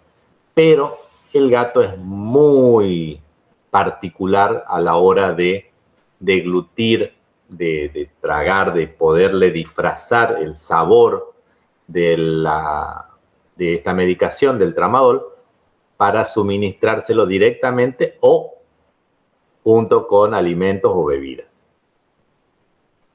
Combinaciones con algún otro analgésico, por ejemplo la dipirona, por ejemplo el meloxicam, y de por sí se lo utiliza a una dosis que va de 1 a 4 miligramos por kilo. A mayor dosis, mayores efectos, obviamente. Y el tiempo de acción del tramadol es de 6 a 8 horas. Eventualmente, si se combina con otro analgésico, puede durar de 8 a 12 horas inclusive. Lo que nos facilita la administración, porque muchas veces al propietario le podemos indicar que a las 8 de la mañana y a las 8 de la noche, pero cuando por ahí los horarios no se ajustan a la dinámica, a la vida, al ritmo de sueño que tenga el propietario, muchas veces nos entorpece esa administración cada 6 a 8 horas. Fentanilo, remifentanilo, agonistas mu, son mucho más efectivos que el tramadol, que era sintético. Tienen una acción muy cortita, horas, escasas horas. Se metaboliza por estearasas plasmáticas. Tiene una latencia de 3 minutos. Son inyectables, se tienen que dar por vía parenteral. Tratamiento intraquirúrgico, andan muy bien, cualquiera de los dos. El fentanilo de preferencia hace puede ser una premedicación o un bolo intraquirúrgico, y el remifentanilo un goteo en una administración sostenida durante todo el procedimiento quirúrgico. La duración es muy cortita en el caso de que hagamos en bolo, no dura mucho. Si lo hacemos en un bolo en la premedicación, no nos dura más de 20 a 30 minutos. Si hacemos una administración continua, una infusión continua, el remifentanilo se administra una dosis de 0,1 a 0,25 microgramos por kilo por minuto, mientras que el fentanilo de 2 a 5 microgramos por kilo. Generalmente es en bolo el fentanilo, y el remifentanilo generalmente en infusión continua. Si estoy administrando fentanilo en infusión continua, al momento de cesar la administración, al cabo de pocos minutos se pierde el efecto analgésico, motivo por el cual yo tengo que comenzar la administración de otro analgésico, como puede ser tramadol, como podría ser dipirona, como podría ser meloxicam, unos minutos antes de suspender la administración del remifentanilo. 15 minutos antes, 10 minutos antes, ya tengo que hacer la administración de estas otras drogas antes de cesar de terminar con la administración del remifentanilo. Puedo llegar a tener como efectos no agradables para el anestesiólogo en el uso del fentanilo, del remifentanilo, bradicardias por un efecto vagal, hipotensión, mismo efecto, bradipneas. A costa de una buena analgesia puedo tener esos efectos. Se pueden contrarrestar con ketamina, se pueden contrarrestar con atropina. Ninguno de estos productos, ninguno de estos opioides, mu, fentanilo, remifentanilo, se van a acumular, no se contraindica, o sea, lo puedo usar perfectamente en pacientes con problemas renales o hepáticos, no hay mayores inconvenientes, a dosis convencionales, obviamente. Si yo, a causa de la hipotensión, daño el riñón, sí, no lo tendría que indicar, pero a dosis convencionales mínima, mientras mi presión sanguínea sea adecuada, mi riñón no va, o el riñón de mi paciente no va a sufrir deterioros. La nalbufina ya habíamos dicho que era un agonista antagonista, o sea que actuaba sobre los receptores kappa y delta. Producen una buena sedación, aunque no es de las mejores por sí sola. La analgesia que producen es moderada. Es una buena elección al momento de pretender intervenir hembras preñadas. No es que no atraviese la barrera placentaria, pero atraviesa con cierta dificultad la barrera placentaria, por ende llega escasamente a los fetos. La dosis de la nalbufina es de 0,5 miligramos por kilo y se puede hacer indistintamente por vía intramuscular o por vía intravenosa.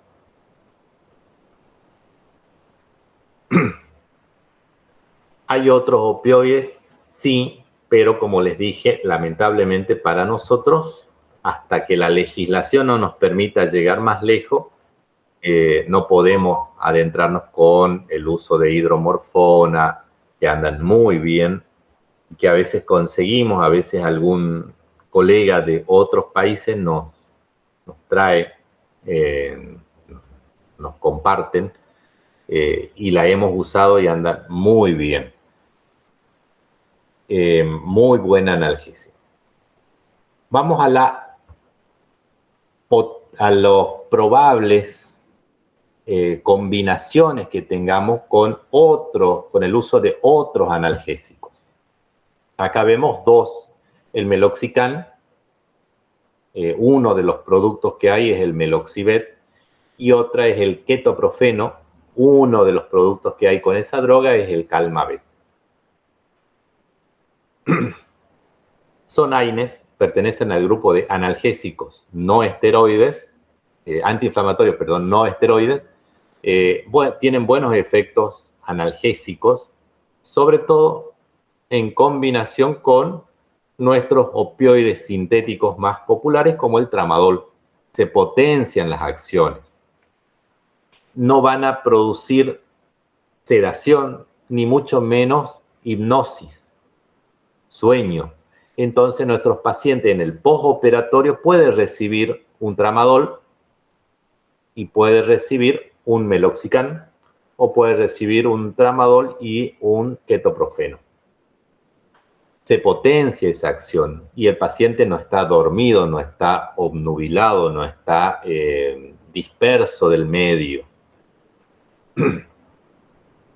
¿Qué otra cosita?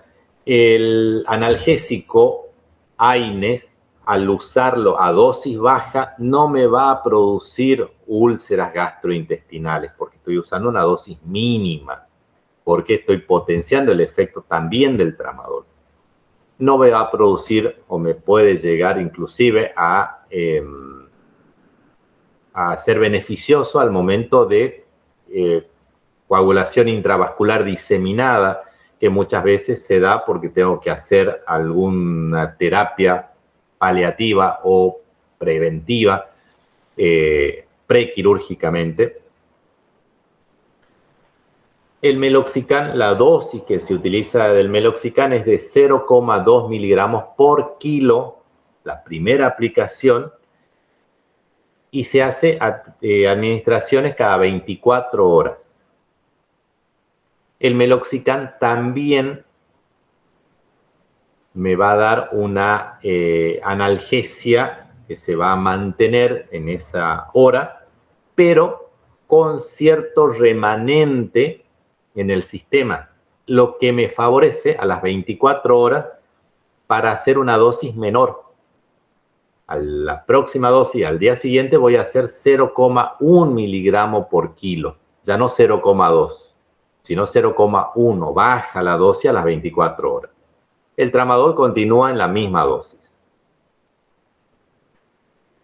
El ketoprofeno, Calmavet, para darles un nombre comercial, lo voy a realizar a dosis de 1 miligramo por kilo y también cada 24 horas. Con la salvedad de que puedo llevar hasta 2 miligramos por kilo la primera aplicación y después bajar a 1 miligramo por kilo. Y puedo bajar más todavía, tanto el meloxicam como el ketoprofeno. Bajar al tercer día la mitad de la dosis. La mitad de la dosis. Otras drogas analgésicas que no están acá, no tienen su dibujito, el carprofeno,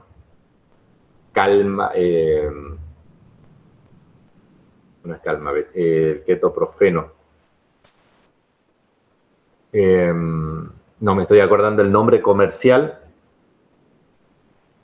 Pero bueno, la dosis de 2,2 a 4,4 miligramos por kilo cada 12 horas y de 4 hasta 8 miligramos por kilo cada 24 horas. Dipirona hay para veterinaria y hay para humano y no tenemos ningún problema, no tenemos ninguna limitante a la hora de adquirir la dipirona, las ampollas de dipirona en farmacias. Como veterinario vamos, hacemos nuestra receta en el mostrador, sellamos, firmamos y compramos la dipirona en farmacias de uso humana y anda muy bien. La dosis es de 15 a 25 miligramos, nosotros la usamos a 20 miligramos por kilo y repetimos cada 12 horas o cada 8 horas según la necesidad. Y la podemos combinar también con un opioide, como el tramadol. Firocoxib, 5 miligramos por kilo cada 24 horas. El firocoxib, el ketoprofeno y el carprofeno y el meloxicam vienen a ayudarnos muchísimo cuando yo voy a ver al paciente a las 24 horas en los controles, donde son cirugías ambulatorias, vuelven a la casa y vuelven a los controles a las 24 horas. Nos ayudan muchísimo al tener que administrarlo cada 24 horas. Y el propietario en la casa continúa con gotitas de tramadol si es un paciente chico y puede administrarle, o comprimidos si son pacientes ya un poco más grandes. Y ahí usamos el tramadol que viene de 60 miligramos por mililitro o 75 miligramos por mililitro. O bien las presentaciones que vienen en comprimido. Ketamina. Para completar, las mencionamos dentro de los analgésicos y con efecto sedante la mayoría de las veces. En el postoperatorio podemos utilizar la administración de ketamina. Tiene un metabolismo hepático, una excreción renal, tiene una buena analgesia somática y la dosis para esa analgesia, no para inducción, no para llevarlo a la anestesia, sino como analgésico, es de 0,2 miligramos por kilo a 1 miligramo por kilo.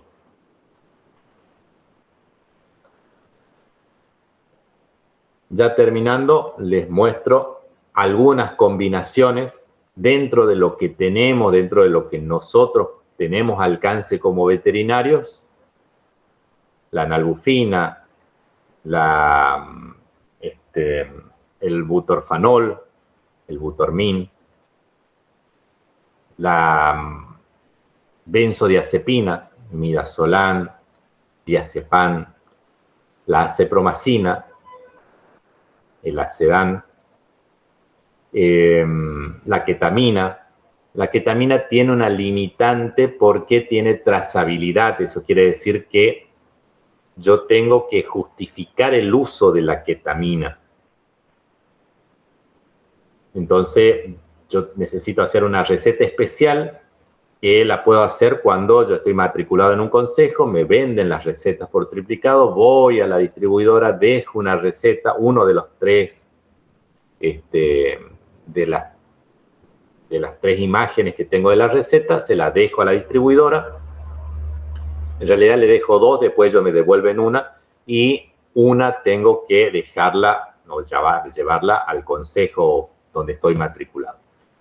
Además de eso, yo necesito después tener un libro de ketamina. Entonces, cuando a mí hecha un control, me dicen, usted compró 12 frascos de ketamina, yo tengo que justificar en cuántos pacientes se invirtieron ese volumen de ketamina. Bueno, puedo también combinar, hacer miles de combinaciones, nalbufina, acepromacina. Puedo combinar morfina, acepromacina, ahí ya estamos un poquito limitados, ya la morfina nos cuesta conseguirla. Puedo combinar butorfanol, acepromacina, ambos productos vienen para el canal veterinario. Butorfanol, acepromacina, butormin sería acedán. Fentanilo, volvemos de nuevo a estar un poquito complicado, más acepromacina. Y ketamina más acepromacina también me produce una buena analgesia y para procedimientos cortos es efectivo. Tramadol silacina, neuroleptoanalgesia, puede llegar a ocasionar un poquito de bradicardia, hipotensión, pero voy a revertir esos efectos con la yoimbina o utilizando a veces, incorporando un poquito de ketamina, dosis bajita, 0,2 miligramos por kilo, lo que me va a aumentar la frecuencia cardíaca y por ende me va a corregir la hipotensión. Nalbufina, silacina, ya la habíamos mencionado, esa combinación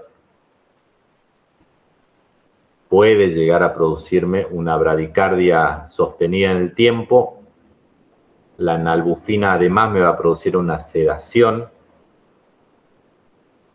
sumado a la silacina, y esa combinación prolonga en el tiempo a veces esa cirugía donde quiero que se despierte muy lentamente. ¿Profe? Sí. Se está por cortar la llamada. Bien. Todas estas combinaciones las tenemos como alternativa, no son justificables, digamos. Hasta acá llegamos con el teórico, están las cartillas, están los PDFs. Cualquier duda, consultan, me preguntan directamente a mí. Acá no, si quieren, Mili también sabrá responderle, pero no tengo ningún inconveniente. A veces cuesta un poquito este tema. Cualquier cosita a su disposición. Muchas gracias y buenas noches. Buenas noches, profe. Gracias, Hasta luego, profe. Chao, profe. Buenas noches. Gracias, profe. Gracias a ustedes. Buenas noches.